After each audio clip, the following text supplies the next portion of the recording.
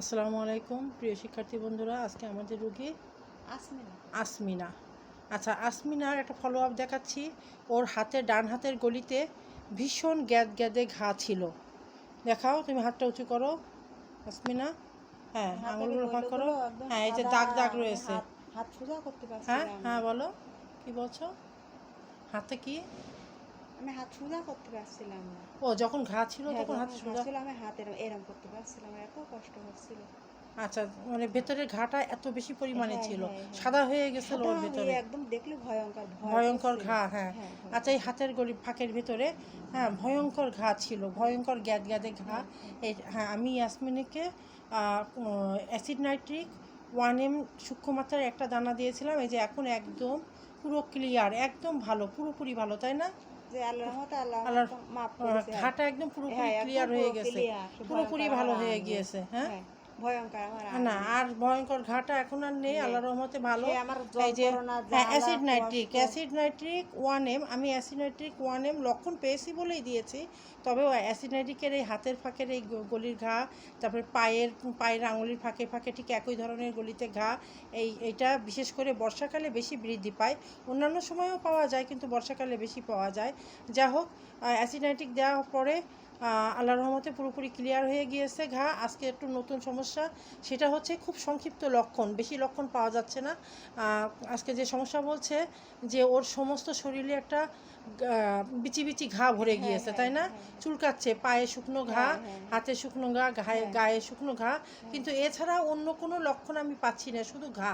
তা আমি ওকে খবর নিলাম যে তোমার পূর্বে কি কখনো কোনো বড় ধরনের কোনো চর্মরোগ বা ঘা হয়েছিল কি না, যেখানে তুমি মলম লাগাইছিলে বা অ্যালোপ্যাথিক কোনো ট্রিটমেন্ট করেছিলে?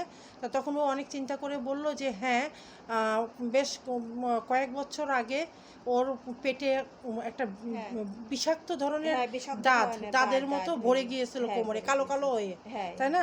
প্রচুর হয়েছিল, খুব খারাপ অবস্থা ছিল। তখন তুমি মলম লাগিয়েছিলে, তাই না? বললে কোটো অনেক মলম লাগাইছিলে, তারপর সে ইঞ্জেকশন, অ্যালোপ্যাথিক ইঞ্জেকশন দিয়েছিলে।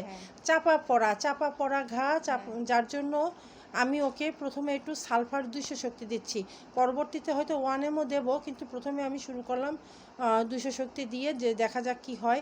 ভেতরে যে সমস্ত চাপা পড়া ঘাগুলো আছে সেগুলো ইনশাল্লাহ আশা করি একটু ফুটে বের হয়ে যে এতেই আবার আস্তে আস্তে কম হয়ে যাবে ইনশাল্লাহ। তা আজকের এর জন্য কেন দিলাম?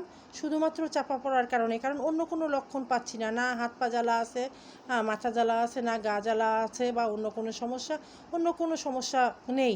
শুধুমাত্র এই জন্য ওষুধটা নির্বাচন করার জন্য আমি এইটাই শুধু পথটা বেছে নিলাম যে তার পূর্বে অতীতে চর্মরোগ হয়েছিল এবং সেটা সে মলম মাখিয়ে এবং অ্যালোপ্যাথিক ইঞ্জেকশন দিয়ে মানে চাপা দিয়েছে, ভালো হয়ে গিয়েছিল, তখন ওটা চাপা পড়ে গিয়েছিল।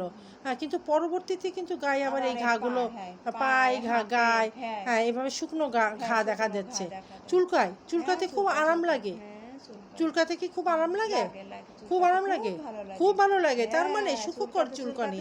হ্যাঁ, চুলকাতে ছিঁড়ে যাবে, কিন্তু তাও ভালো লাগবে। কিন্তু তারপরে কি একটু ছেড়ে দিলে জ্বলে।